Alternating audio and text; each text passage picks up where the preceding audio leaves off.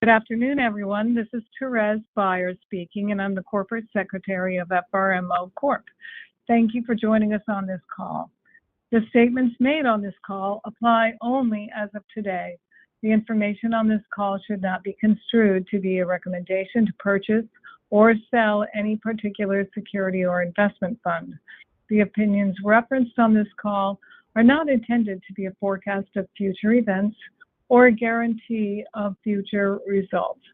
It should not be assumed that any of the security transactions referenced today have been or will prove to be profitable, or that future investment decisions will be profitable or will equal or exceed the past performance of the investments. For additional information, you may visit the FRMO Corp website at frmocorp.com. Today's discussion will be led by Murray Stahl, Chief Executive Officer, and Stephen Bregman, President and Chief Financial Officer. They will review key points related to the fiscal 2026 first quarter earnings. And now I'll turn the discussion over to Mr. Stahl. Okay, thank you, Therese. Thank you for joining us. So I thought what I'd do today is I make a couple of general points, a variety of general points related to what the quarter was like, and talk about in the context of what we've been trying to accomplish for the last couple of years, and then we'll turn it over to questions. So the first part of the earnings themselves, the most salient event, at least arithmetically, is the decline of our shares of Texas Pacific Land Trust. So it's a decline in price. We didn't sell any shares. And I'll just contextualize it. Year to date, oil is down on the order of 12%. Natural gas is down on the order of 20%. And its earnings are to a large degree dependent upon oil and natural gas. So there's nothing unusual in that. What you might find unusual that you don't see too often in companies. So technically, we reported a loss, even though it's just a mark-to-market loss. I want to minimize that, but it's not a cash loss. And I say that because our cash actually increased, as you can see from our balance sheet, up to $25 million. And we haven't spent very much of that. So I would say in a balance sheet sense, not a record shareholders equity level, but in terms of liquidity, most of what we have is liquid. We can produce a lot of liquidity real fast if we had to. We just don't want to. And the reason we don't want to is because we're moving in a certain direction to create an operating company out of cryptocurrency. So apart from the robust character of Bitcoin, the other cryptocurrencies, it's well worth observing that we own now on the order of 44% of Winland. If we pass 50%, we're going to have to consolidate Winland. If we consolidate Winland, the financial statement is going to look different than it looks right now. Even if we get to over 50% of Winland, we'd like to keep building the Winland cryptocurrency effort. The reason we'd like to do it is it's an extremely high return on capital. Now, we engage in something called Scripps mining. Scripps mining is spelled with a Y instead of an I. So Scripps mining, what you basically do is you mine two cryptocurrencies with the same electric current you ordinarily use to mine one. So in our case, we are mining Dogecoin and Litecoin. Dogecoin as a coin doesn't intrigue us greatly, and even though it might appreciate over time, the reason is Dogecoin has a monetary policy that calls for issuance without end, which is not the same as infinite issuance. In other words, there's a constant issuance each and every year, and in percent terms, that issuance lessens every year because The numerator is number of coins issued, denominator is number of coins outstanding, and number of coins being issued is constant. Number of coins outstanding keeps increasing, therefore the rate of increase will diminish every year. So it has some interesting long-term properties. Basically, we mine for cash. We keep the Litecoin, and I'll talk about Litecoin in a second, and we basically use the cash to buy Bitcoin. That's the alternative to mining Bitcoin. So just a couple of points to understand why we do this. From a mining point of view, which is the same as saying from a return on capital or a use of capital point of view, one of the problems of Bitcoin, not that it's not a wonderful cryptocurrency, but it has something called a halving. And what that means is that every 4 years, the block reward, number of coins you get for mining, is cut in half. Ergo, it's called a halving. So if you're not able to improve your mining operations in terms of their efficiency every 4 years, you're going to have a problem. Your return on capital is going to be not very alluring. So it's extremely hard work. And you have to be very careful about the equipment you're buying, because the equipment you're buying could be easily obsoleted. Dogecoin, in contradistinction, does not have a halving. And therefore, the equipment that we buy to mine Dogecoin, which also mines Litecoin, as a practical matter, has a longer useful life. So I gave an example in the annual shareholder letter of when you mine this, what your return on capital really is for a quarter. It's extremely robust. When you start mining, it's not quite as robust. Like anything in the world of business, you have to achieve a certain economy of scale. So buying one mining device or two mining devices or three mining devices, not going to do it. But once you get beyond a certain critical scale, you've covered your fixed expenses largely. A lot of it, not all of it, but a lot of it goes to the bottom line. That's where we are with Winland. So we like to build that and build the economy of scale. It's also worth noting that Consensus Mining, a related company, employs the same strategy. Consensus Mining began being traded about 6 to 8 weeks ago. And we bought some Consensus Mining shares as well. So FRMO at the moment owns 11,950, a little less than 12,000 Consensus Mining shares. There are 2.2 million Consensus Mining shares. So we are really, really enthusiastic over the mining operations. If and when we cross the 50% barrier and we consolidate, the information you provide is going to be a lot more detailed, and you're going to see a lot more interesting things in terms of what we're doing in cryptocurrency. At the moment, they're separate companies, and Winland is not a reporting company, even though it really trades, and we'll see what happens if we cross that threshold.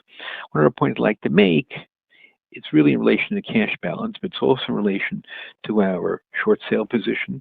So you'll observe that securities sold, not just purchased, our short sale position now on a cost basis exceeds $11 million. And you can look at the balance sheet and see the market value. So that's basically, we're not shorting securities on fundamentals. We are only shorting path-dependent ETFs. So those are ETFs, despite what might happen in a profit-loss sense in any given day. In the fullness of time, those securities are going to decay. It's an element of wonder to me how that being known by all the market participants is the case, and we still have the trading volume we have and the assets under management we have in those ETFs, but that's the way it is. And a not small proportion, as you can see by just doing the relevant arithmetic, a not small proportion of the cash we have in the balance sheet actually came from shorting those securities, and ultimately those securities become either worthless or next to worthless, and the cash is effectively ours to keep without, in many cases, even a relevant tax consequence. So it's a really good policy. We've been doing it for years, and we intend to continue it as long as it's possible to continue that sort of thing. So I just call your attention to it because it's not quite a business, but it's almost a business. So those are the salient points I wanted to bring up, and maybe now's a good time to open up. If there are any questions, I'll be delighted to address them. So, Therese, maybe you have some questions? Or okay. Yes, we received several questions in advance. This one is, I am trying to understand how many MyX shares FRMO currently owns post-IPO. According to this table, as of May 31st, 2025, the company directly and indirectly held 1,870,601 shares. Afterward, there was a 1-for-2 reverse split, which should have reduced the holdings to approximately 935,300 shares. Is this figure correct, or am I missing something? Thank you for your help. It's almost correct. So, yes, it's almost correct. So I'll give you the exact figures. This is, of course, as of August 31st, 2025, and they are as follows. The restricted shares, 934,884. So pretty close to 935,000. Not a bad calculation. And we also have some unrestricted shares, 11,396. So those are the numbers as of the most recent relevant date.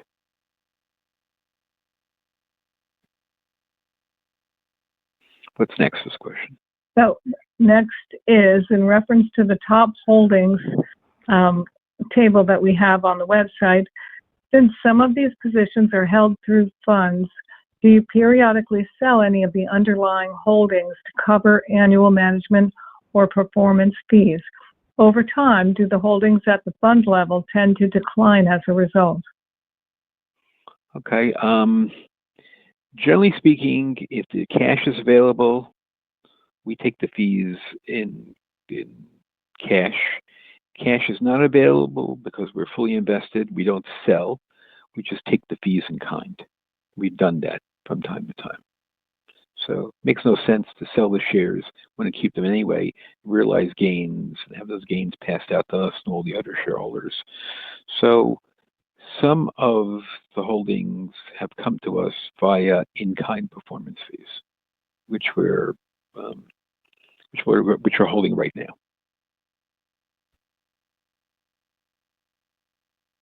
Okay. At FRMO's annual meeting in September, it was disclosed that FRMO or affiliates of Horizon were investing in the Texas Stock Exchange. Does FRMO have exposure to this investment? And if so, what is its approximate size? We have exposure through the various funds that we're in. It's not large in relation to, I'd have to calculate it, see what it is on a look-through basis. It's not large. It's not a small number, but it's a small number in relation to the size of our investments.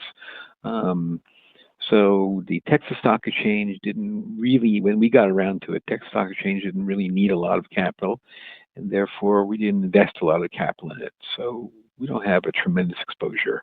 We have a small exposure. However, it's worthwhile noting that when we started with Miami International Holdings, otherwise known as MyX, we started with a $200,000 investment, and today we're the largest shareholder.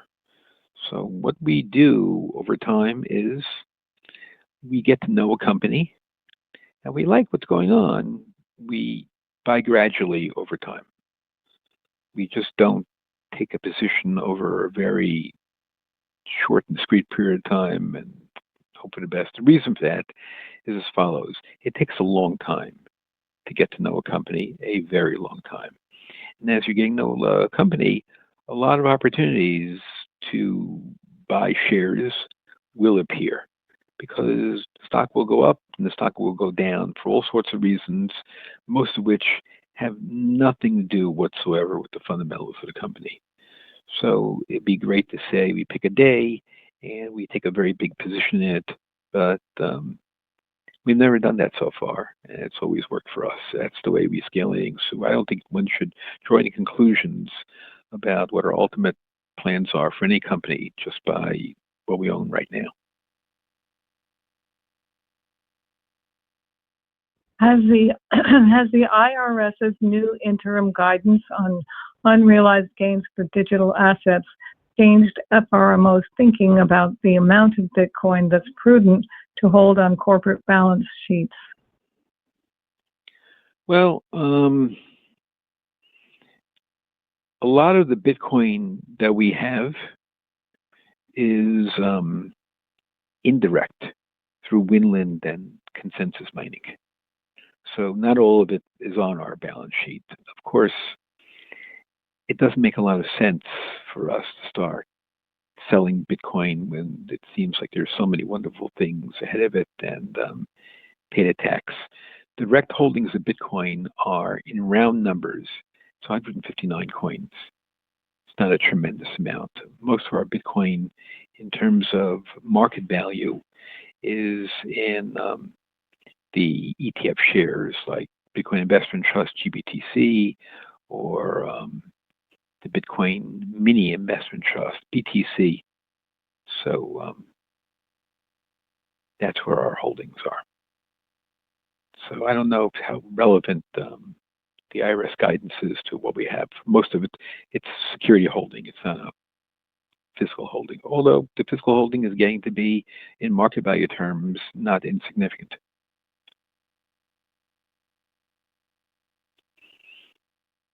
Okay, according to the latest, I'm going to call it disclosure form table of the beneficial owners percentages, it says that Murray's holdings in FRMO increased to 18.2%. Were these additional shares purchased in the open market or in a private transaction? I can actually shed some light on that.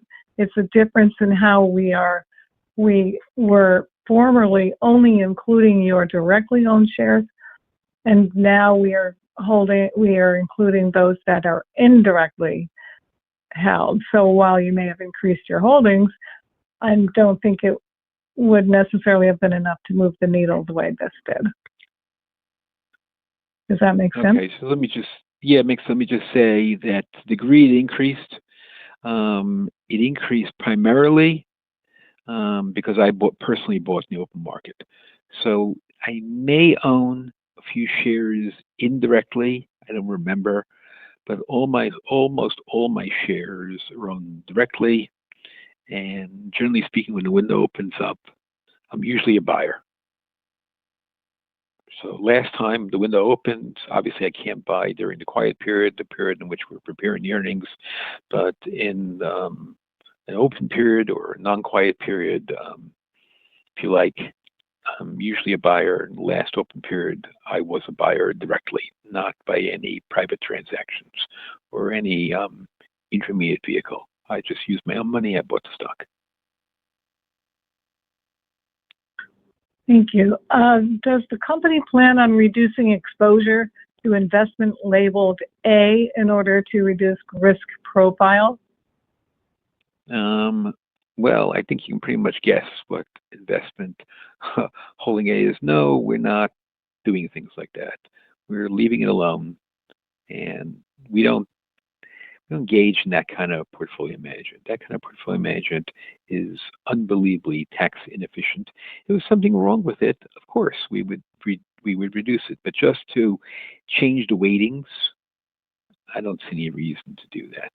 The weighting is going to be whatever it needs to be based on its market value. If we think it's a good investment over time, we're going to have it. Since you're probably referring to Texas Pacific Land, may I just say this? You know, there's oil, there's natural gas, it's going to last for a very long time. And then there's water, and there's land. And the water is forever, and the land is forever. So how many businesses can you think of where the most essential holdings are forever assets? And I don't think there are very many. So you have to come up with a very compelling reason why you'd want to sell those shares. And I at least haven't found one. But if you have one, I'd love to know it.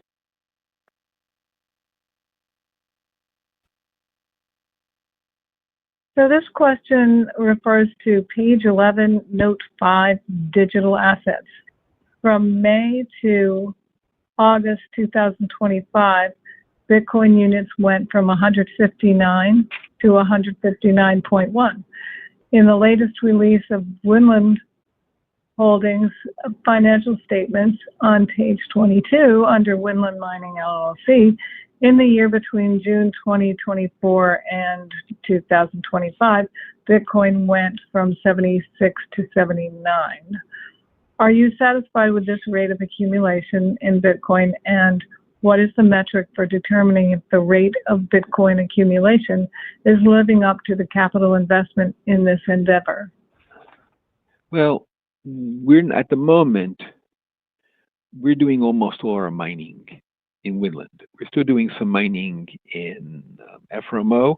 That explains why FRMO had the increase it had. But we're doing almost all our mining, not all our mining, almost all our mining in Winland.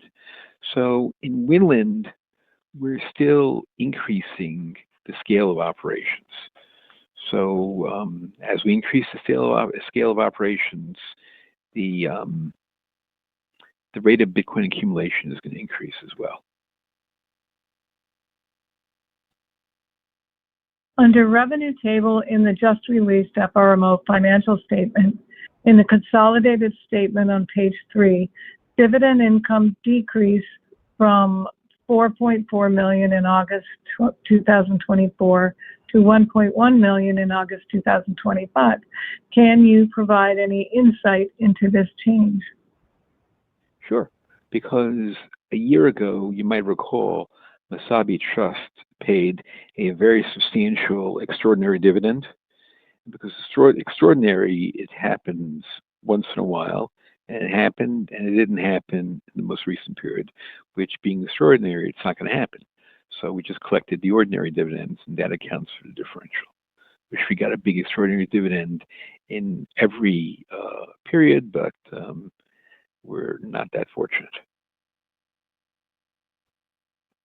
FRMO stock remains an illiquid trading stock where generally only a few hundred shares trade. Are there any plans that would lead to a more liquid trading stock, as well as upgrade the stock's visibility, at least to the level that just occurred with Horizon Kinetics Holding Corporation? Well, we'd like to do that, and eventually we're going to do it. The fact that we haven't done it yet, the person you should blame is yours truly. As you can imagine, I've got a lot of things to do, and speaking of the Horizon thing, it took a year to get Horizon to have its current visibility, and it was not easy. It took a lot of work, and eventually we'll make the effort. From what I recall, and correct me if I err, but I believe the average trading volume of FRMO daily is now 11,900 shares. That's my recollection, so it's not as small as some might think, but you could look at it two ways. On the one hand, there are things we could do to probably get the volume up. On the other hand, the shareholders like to hang on to the shares, so can't be too upset about that. But we will do something at some point when I have the bandwidth to do it. But today, I just don't have the bandwidth. But I will get to it. I will make an effort. Zcash has risen sharply over the past quarter, more than 300% in less than a month. How do you interpret moves like that? Does that kind of volatility affect how seriously you can view certain cryptocurrencies as a potential store of value? Well,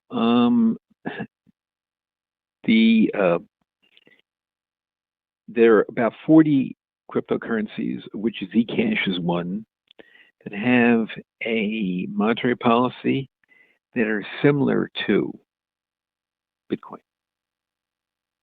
And that's one of them. So I don't think people realized that was the case. So these are new experiences for a lot of people, and cryptocurrency new experience for a lot of people. So you have to expect that the average person who invested in these cryptocurrencies thought they're investing in a technology stock. And they find out it actually has a monetary policy, has a value. It only takes a handful of people to change their point of view. You can have a ridiculously big move in the underlying currency. And that's one. So we had some Zcash for a long time. It did less than nothing. It declined. And lately it's moved up, and I think it's very merited. It's going to be a while before the lesser cryptocurrencies had the constituencies that are necessary to fully understand what's going on. I can only hope that it's attracting educated buyers, and time will tell if that's true or not. But one should not underrate the potential of Zcash, in my humble opinion. In your letter to shareholders, you mentioned the gradual accumulation of royalty companies. Could you talk about why that process is gradual? How does that approach compare to your strategies like gradually buying Bitcoin mining equipment or shorting path-dependent ETFs, which I assume are done to manage issues like obsolescence and illiquidity? Well, yeah. So let's just start with, I'll compare and contrast. Let's start with the path-dependent ETFs.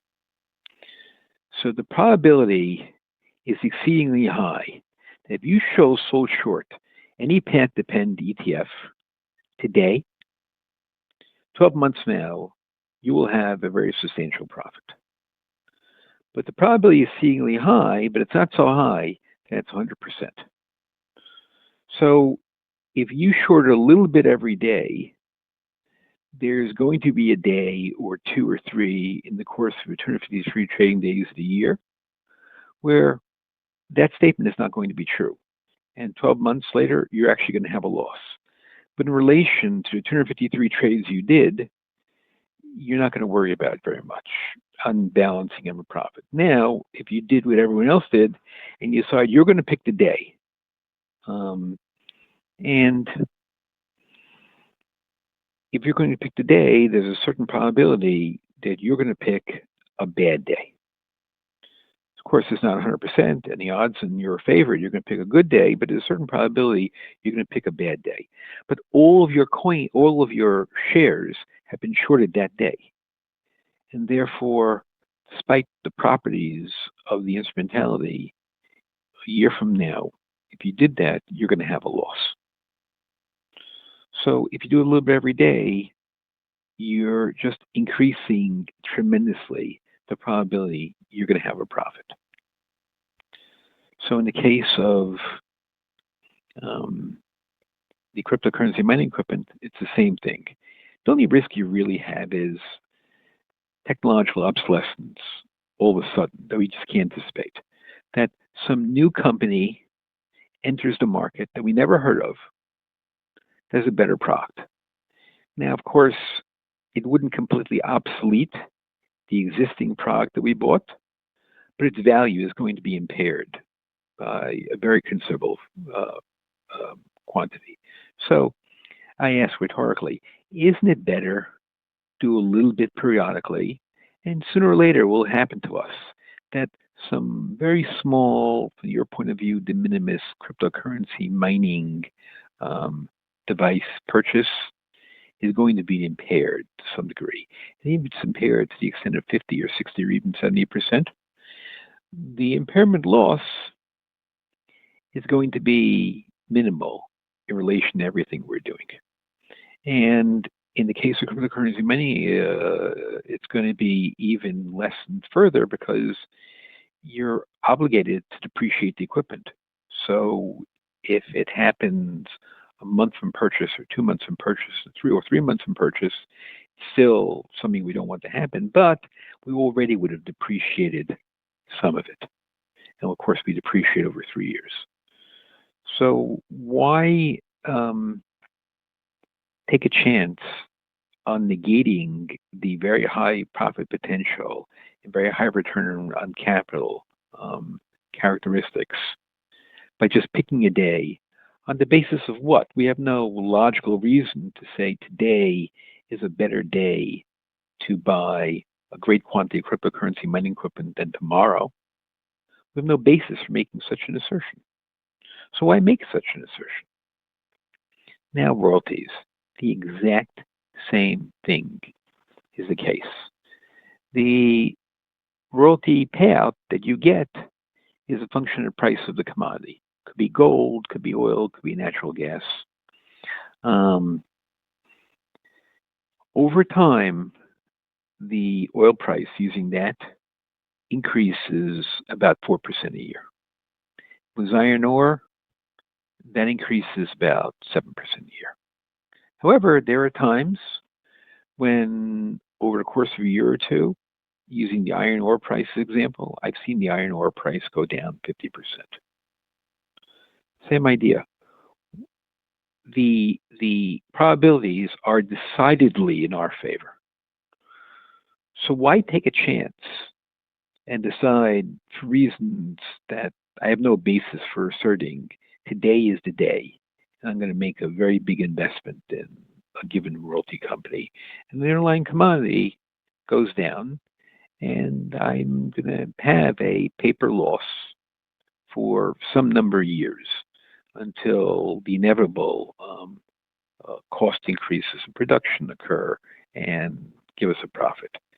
Now, you might say, how do we know that cost increases are inevitable? Well, because there's no shortage of any of these commodities on the planet. It's just that they become more and more difficult to access. So in the case of most commodities, they're embedded in the earth, just have to go deeper. And if you have to go deeper, it costs more money. And that's why the prices rise. So we know what's going to happen, but we don't know politically or sociologically what happens in the interim. So why take that chance? There's no gain that you could possibly have. There's nothing good to come out of it. There's only something that's bad to come out of it. So the two possibilities are, it's either going to be bad, in which case you'll regret the day, or it's going to function the exact same way it would have functioned if you'd bought a little bit every day. So you have no upside, you only have downside. So why do it? So we don't do it.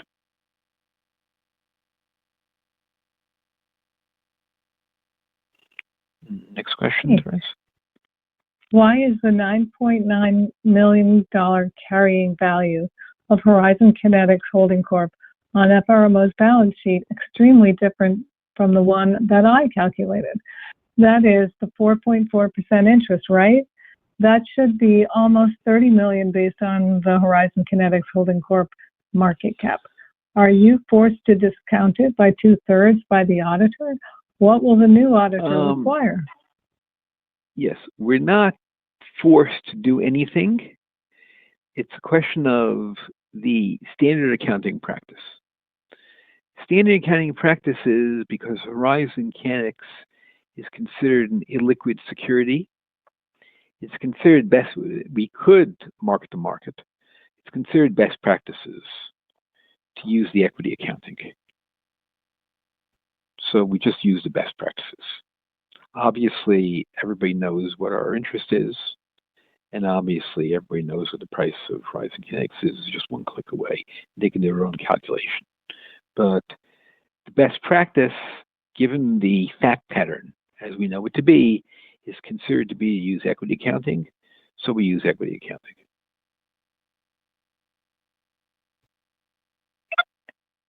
Why isn't Horizon Kinetics Holding Corp. shown on the list of investments?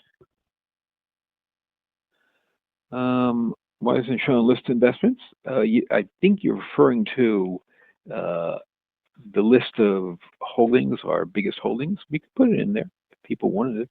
It's not a problem. I thought it was obvious from the balance sheet, but if people would like to see it on list investments, I'd be more than delighted to put it on list investments. Not a problem whatsoever. Maybe you want to, Therese, attend to that for the next meeting. Be happy to. Why do you believe a consolidation of 50% of Winland with small revenues and small earnings will give FRMO a huge price to earnings valuation greater than the way it appears to be valued in book value today? And what might I be missing that you see clearly? Well, I didn't make any statement about what the valuation of FRMO will be or won't be. So I didn't say anything about that. I just think it's better to be an operating company than be a holding company. And the reason I say it is because holding companies are generally speaking valued historically at net asset value. Operating companies are valued on a multiple of earnings, such as they are. And how high the multiple is really a function of what the observer analysts think are your prospects for increasing the earnings. So that's all I'm saying. I didn't say that the market is going to do anything. I didn't say the market would do nothing. We're going to find out. But you see the direction we're going, and we've been accumulating Winland stock every quarter. So if and when we get to over 50%, we will consolidate, and we'll see what happens.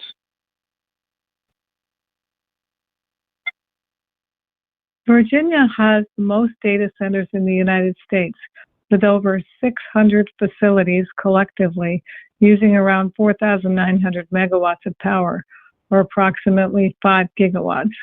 Murray has mentioned that while this sounds like a very large amount of power, it is actually relatively modest compared to the total energy infrastructure or future demand projections. Can you explain this? Well, yeah, the Oracle project, attendant to Stargate, is 4.5 gigawatts. So all of the Washington, D.C., Northern Virginia metro area is the most data center dense area of the United States of America. It took a quarter century to get to 4.9 gigawatts. And now Oracle is going to get to 4.5 gigawatts, almost the same amount, in a very brief period of time. So the difference is the new data centers are hyperscale data centers. They're using semiconductors that draw a lot more power. And in about 15 or 16 months, the current NVIDIA Grace Blackwell GB200 chip, which draws 1,200 watts, is going to give way to Rubin Vera chip that draws 3,600 watts, 3 times as much. So obviously, once that conversion is made, the hyperscale data centers will draw 3 times the power. That's the basis for it.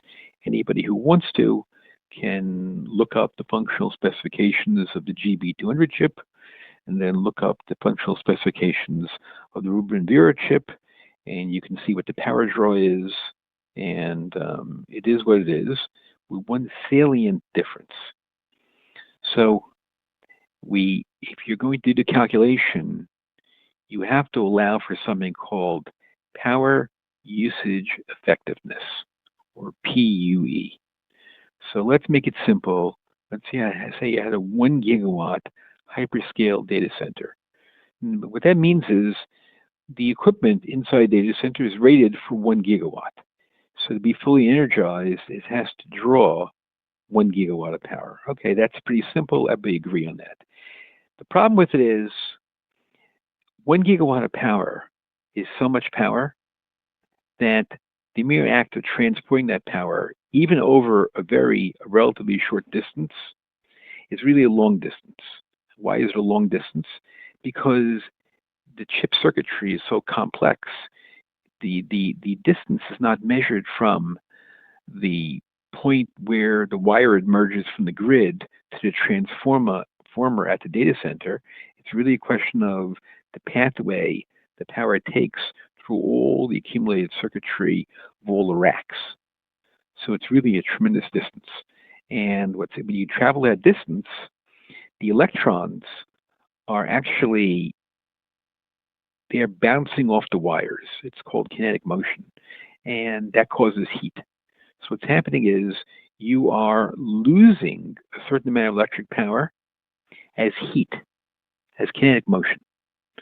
So if you have a rated capacity of 1 gigawatt, your power usage effectiveness coefficient is going to tell you that you need to draw 1.58 gigawatts to fully energize 1 gigawatt data center. So to put it another way, if you had a 4.5 gigawatt data center and you wanted it fully energized, assuming you did, the actual amount of power is 4.5 times 1.58 or 7.11 gigawatts. That's the problem. So nobody planned for such extensive power usage. Now, if the people want to have the services, artificial intelligence, virtual reality, and all the other things go with it, if people want to have that, well, the only way to do it is to have that power. Speaking for myself, I have no interest in virtual reality, so I won't be contributing any power to that effort. But everyone else, if they want it, we live in a democratic society, if everybody else wants it, the only way they're going to get it is they have to have that sort of power. And the effort to make that power available is truly extraordinary. And that's, let me just give you an idea of the kind of effort that you need. So the chips, the semiconductors. The semiconductors, a lot of them are going to be doped with a rare earth metal called gallium. May or may not have heard of it. Lately, rare earths are in the news because the United States has problems acquiring rare earths from China. And a lot of people misunderstand that rare earth means that it's not available. It's rare in the sense that diamonds are rare, and nothing could be farther from the truth. Rare earths are found in virtually every parcel of land on the planet. What rare refers to is the percentage of the material in the earth moved is relatively insignificant. Phrased alternatively, in order to get a relatively small quantity of that substance, you basically have to move a lot of overburden. So for example, if you wanted to acquire 1 kilogram, which is 2.2 pounds approximately, 1 kilogram of gallium, you will need to move 50 tons of rock. Now I ask you to imagine if you really moved 50 tons of rock. Well, can you imagine, you're only getting 1 kilogram of gallium. Can you imagine what you've just done to the surface of that land area that you're mining? You're only getting 1 kilogram. What if you wanted 100 kilograms? Well, multiply 50 tons by 100. And what are you going to do with this overburden once you've extracted the gallium? It's not easy. And a lot of these substances are toxic. And if it rains while you're doing it and the substances are released into the groundwater, you've got some problems. So this is not an easy thing. And imagine the kind of energy that you're making use of just to move 50 tons of earth to get 1 kilogram of gallium. That's what we're talking about in terms of effort. That's only one piece of the effort. you will find that gallium is in every single solar panel in the world. So next time you walk by a building with solar panels on it, just be aware there's gallium on the silicon substrate. And what needs to be done to get that material into the solar panel? Have you ever seen a rare earth extraction facility? I guess this is a subjective statement, but I think you might agree with it, subjective as it is. Let's just say it's not very pretty. That's the problem, and it's only one of the problems. So it's not energy efficient, it's not resource efficient, and it creates a lot of environmental damage, and more importantly, it creates a lot of environmental hazard. That's just something people should bear in mind as they make use of this technology. That's all I'm saying. So it's not easy to put this into place, and there are costs. There are economic costs, of course, and there are also social costs and environmental costs that I think people should be cognizant of. Just my opinion. So I hope that's a thorough answer to the question, but you can follow up if I haven't fully addressed it. What is the net asset value for Horizon Kinetics hard assets and Horizon Kinetics hard assets 2? The management disclosed the assets within those entities. Previously, it was disclosed that TPL was by far the biggest position in Horizon Kinetics hard assets, and that PSK and MSB and PBT were the positions held within hard assets too. Well, I'll tell you this. I'm happy to disclose it. Is there more to it, or should I answer? Is there more to this question? No, there's another part. Another question. Another part. So why don't I answer this part, and then you can give me the other part. How's that? Is that fair? So the assets of Horizon Kinetics hard assets 1 is in round numbers about $330 million. And yes, TPL is the biggest position. Other positions are Masabi Trust and Prairie Sky and those are the biggest positions at the moment. There's some smaller things in there as well, but those are the bigger positions. In terms of hard assets 2, first you should be aware of hard assets 2 actually takes client money, and it's known as the Clemenceau Fund. So we renamed it after the French politician Georges Clemenceau. In any event, TPL is a big position, but it's nowhere near as large in the hard assets 2 as it is in hard assets 1.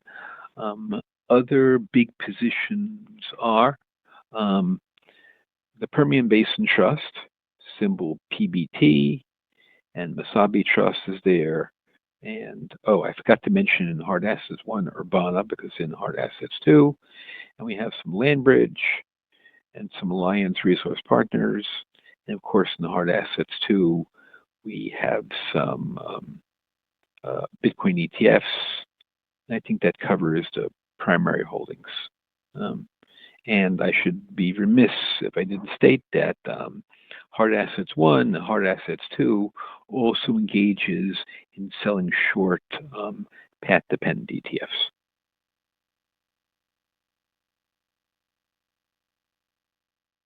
How much does FRMO contribute?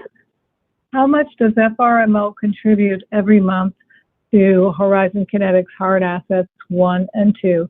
It was previously mentioned that it was around 150 to 200,000. That's about right. However, FRMO has taken some redemptions from HK Hard Assets 1. We've never taken a redemption HK Hard. They're small. We've taken some redemptions, and there's some reasons for that. Basically, we were using some of that money to fund the buildup of Winland. And there were also, for reasons that would take a very long time to explain, there were some shares of Winland that were in HK Hard Assets 1 that we thought is better for Winland to own directly, and we took those as a redemption in kind. There weren't a lot of shares. Were those shares transferred to FRMO or to Winland?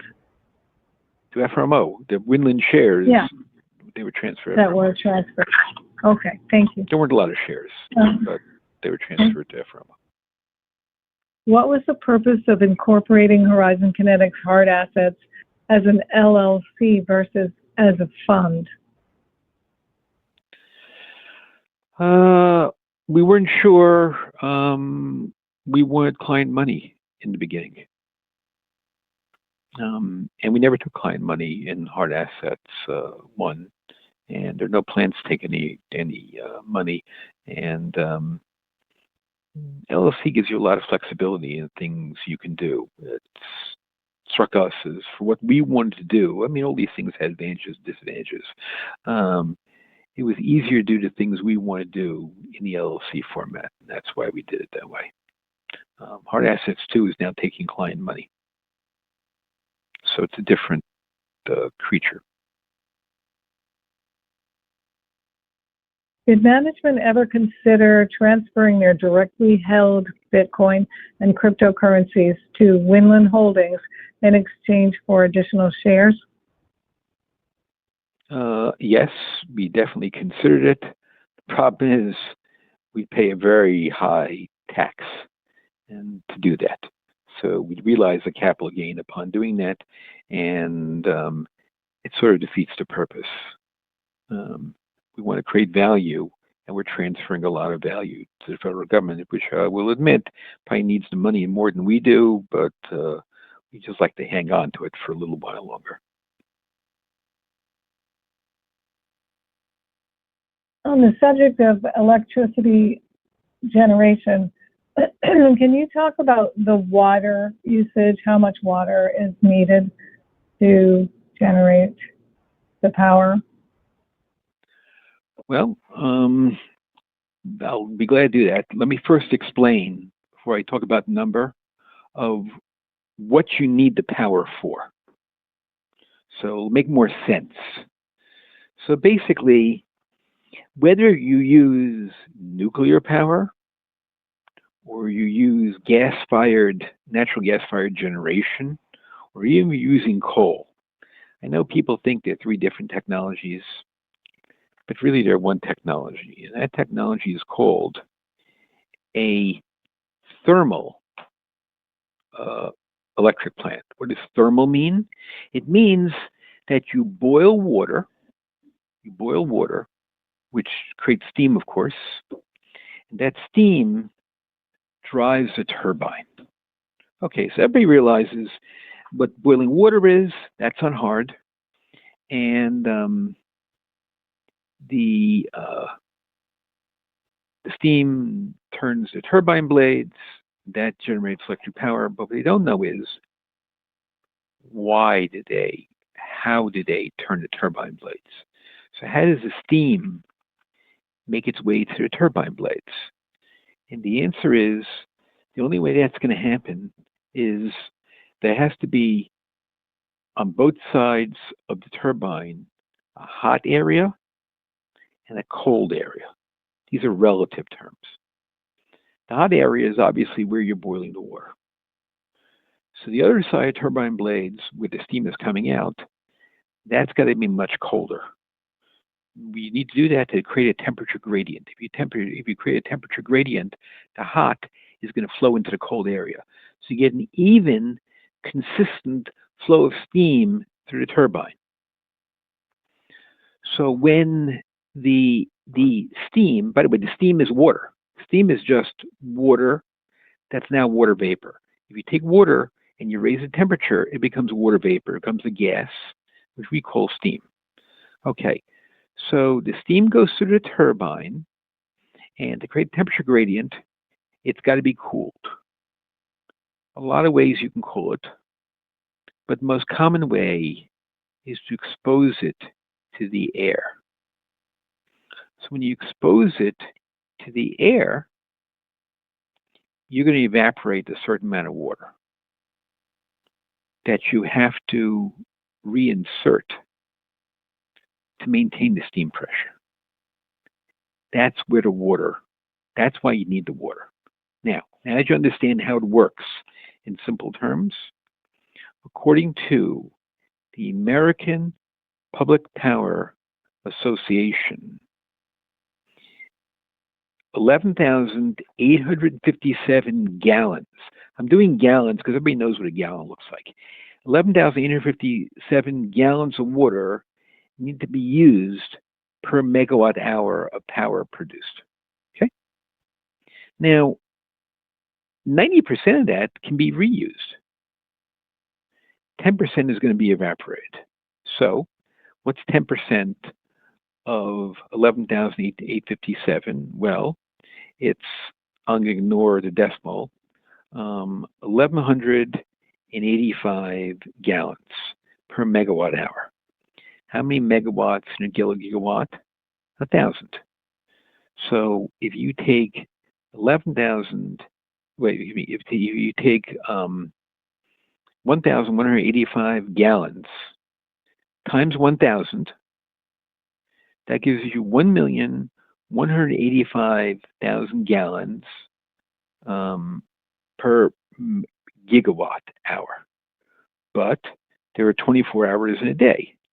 So with running continuously, that's 28,440,000 gallons per day. Now let's just translate it into barrels. So if we want to translate into barrels, there are 42 gallons in a barrel. So I'm going to take 28,440,000 and divide it by 42. And that's going to equal, I'm going to ignore the hundreds and just make it easy for everybody. It's roughly 677,000 barrels a day. There's 365 days in a year, so I'll multiply 365. That gives me, I'm going to ignore now the hundreds of thousands. That gives me 247 million barrels. At 50 cents a barrel, which is the going rate, well, it's going to cost you $123 million and change for that water. Okay? Now, that's not your water bill. Because remember before I mentioned power usage effectiveness? Well, if you got a 1 gigawatt power plant, it's got to draw 1.58 gigawatts to service or fully energize a rated capacity of 1 gigawatt. So I have to take this 123 million and change and multiply by 1.58, which I didn't do it right. So let's say, let me do this again. So bear with me just a second while I do it again. I hit the wrong key, basically. Times 24 times 365 divided by 42. Okay, 247 million gallons times 0.5, 247 million barrels times 0.5.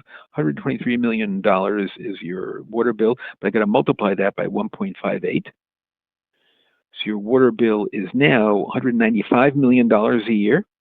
Are you finished? No, you are not, because no power plant can run continuously. It has to go down for scheduled maintenance, and sometimes it's going to go down for unscheduled maintenance.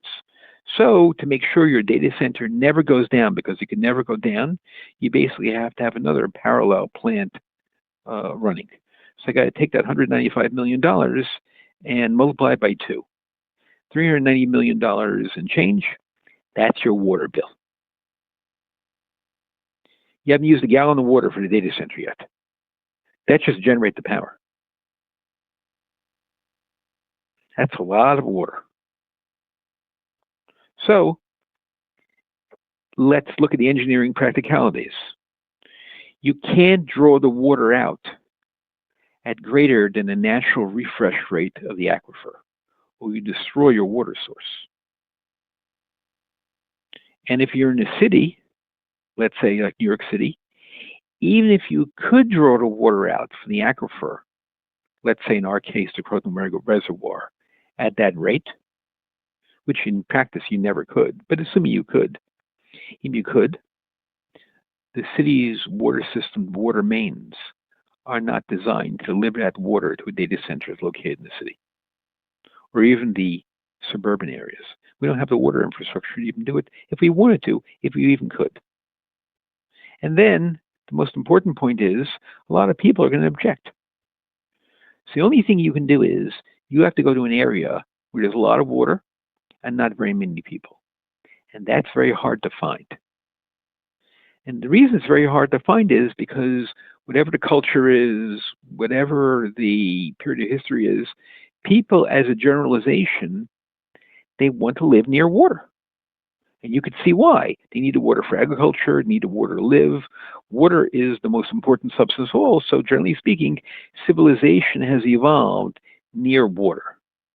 So you're not going to find very many water sources that don't have a lot of people around them.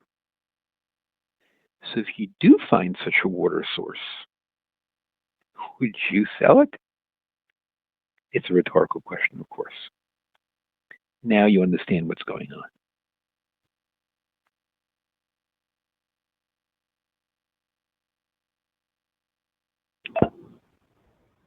That was our last question.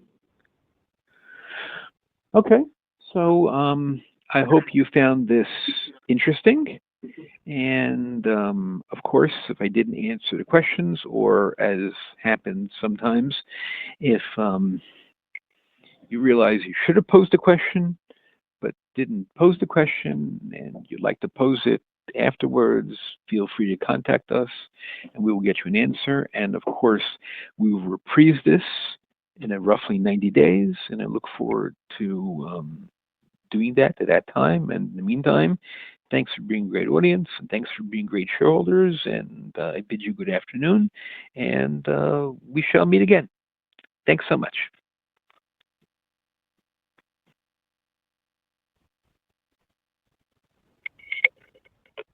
Thank you. The conference has now ended. You may disconnect.